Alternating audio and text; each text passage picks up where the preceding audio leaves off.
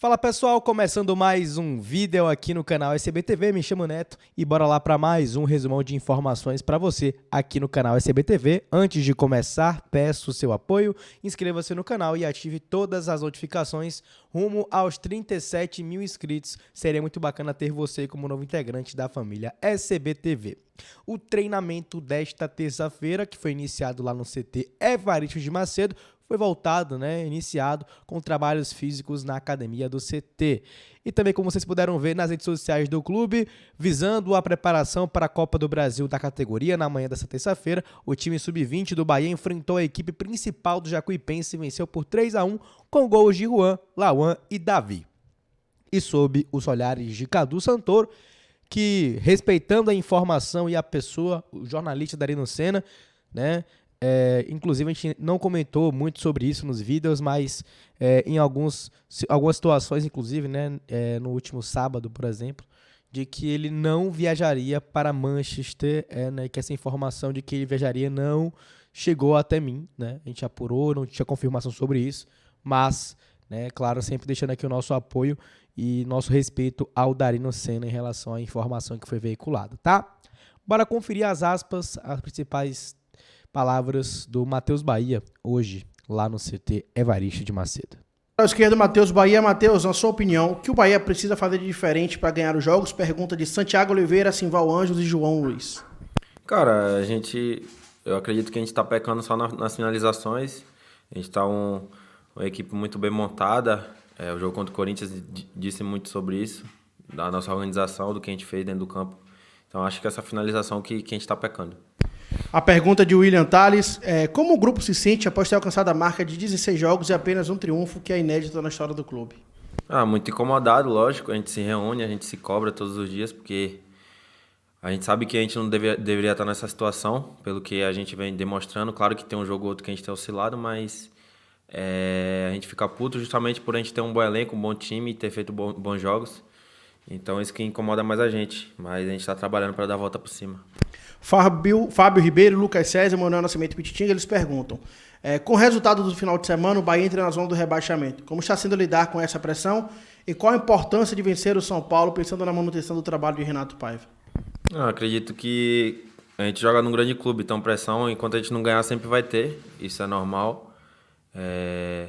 A gente lida bem porque, mesmo com toda essa pressão, a gente sabe o que tem para fazer para trazer de volta a nossa torcida com a gente, Mesmo eles estando ali no estádio, eles estão putos com a gente com razão.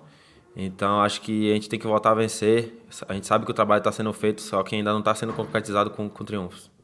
A pergunta de Gabriel Bacelar é: você passou por um período difícil de lesão, atrelado a uma sequência bastante complicada do time.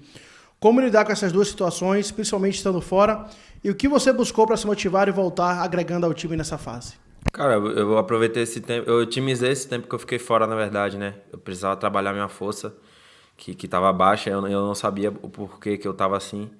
E tudo em algo ruim, a gente sempre tira algo bom. Então, eu tirei para trabalhar minha força, o meu psicológico, para voltar bem inteiro, para poder poder ajudar o grupo. Marcelo Ramos e Reginaldo Lima, eles comentam sobre os 16 jogos e apenas um triunfo nos últimos 2 meses. Recentemente, Paiva declarou que o problema pela falta de resultados não era do treinador. Diante disso, vocês jogadores, no dia a dia do clube, conseguem dizer qual é o real problema do Bahia? Cara, não tem outra coisa a não ser gol, pô. A gente tem feito bons jogos, a gente fez um jogo ruim contra o Atlético Paranaense, a gente tem ciência disso. Só que a gente tinha feito um jogo muito bom contra o Grêmio, a gente faz um jogo muito bom contra o Corinthians, então é gol, não tem outra explicação. A pergunta de Jailson Baraúna é: Matheus, a pressão principalmente sobre o treinador está muito grande. O que vocês como atletas podem fazer para mudar esse quadro? Vencer, a gente trabalha, a gente tá unido, fechado a todo tempo. A gente discute o tempo todo, a gente briga interna, nossa, porque é importante pro grupo, essa cobrança pelo momento ruim que a gente tá vivendo. Então é vencer, porque vencendo tudo melhor, a gente sobe na tabela e faz a alegria do torcedor também, A penúltima pergunta de Marcos Valença: Matheus, você é um dos remanescentes do elenco que foi rebaixado para a Série B de 2021. O que você enxerga de diferente no grupo daquele ano com essa atual temporada? É um clube muito mais estruturado, É completamente diferente com o Grupo City, então vários quesitos que fazem a gente pensar que esse ano vai ser muito diferente daquele 2021. Então a gente está focado em subir na tabela, porque a gente sabe que a gente pode alcançar grandes coisas no campeonato. A última pergunta de Samara Figueiredo. Matheus, acredito que você entenda que o Brasileirão é um campeonato muito concorrido, só que o Bahia está fazendo a campanha de Z4. E Paiva já afirmou algumas vezes que a culpa não é do treinador. O que está acontecendo com o elenco que não consegue manter uma constância positiva na competição? Cara, eu acredito que todo time tem fase ruim e a gente está passando por isso e a gente tem que saber passar por isso, porque só assim que a gente vai se fortalecer, só assim que a gente vai crescer no campeonato que a gente precisa. Eu tenho certeza que a gente vai crescer. A gente já tem um jogo importante no domingo que a gente vai buscar o triunfo, lógico, e buscar sempre pontuar fora de casa ou dentro de casa. Essa foi a entrevista coletiva do Matheus Bahia, deu declarações fortes após a partida contra a equipe do Corinthians no último sábado. Vocês viram aqui no canal SBTV, né, algumas dessas declarações que foram efetuadas pelo Matheus Bahia. E a informação que sai neste exato momento do César Luiz Merlot, juntamente com a página Offsider, Mr. Offsider, né, de informações do mercado da bola, é que o Juaner Chávez surge na órbita do Independiente Del Valle. O clube dá as boas-vindas ao seu retorno. Espera-se um sinal verde do Bahia para tentar avançar. Ou seja, gente, mais uma vez para confirmar com vocês, não, o Merlo acabou de publicar também essa mesma informação em colaboração com a página Mr. Offsider, tá? Sobre o futebol equatoriano.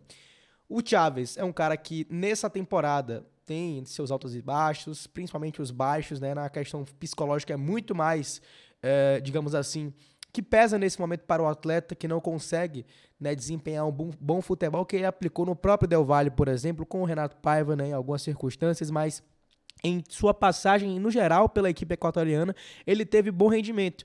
E aqui não consegue. Né? Teve todas as questões envolvendo a parte familiar, que ele estava longe da família, o clube trouxe familiares, né? O clube acolheu, os atletas, principalmente jogadores do Bahia, que são considerados líderes desse grupo, né? Por exemplo, o Canu é um deles, assim como outros jogadores que são, né, próximos do jogador, buscam acolhê-lo, buscam ajudá-lo nesse momento, mas ainda assim ele não consegue aplicar, porque para muitos, e para mim inclusive, seria o lateral esquerdo titular do Bahia nessa atual temporada e nos próximos anos com certeza.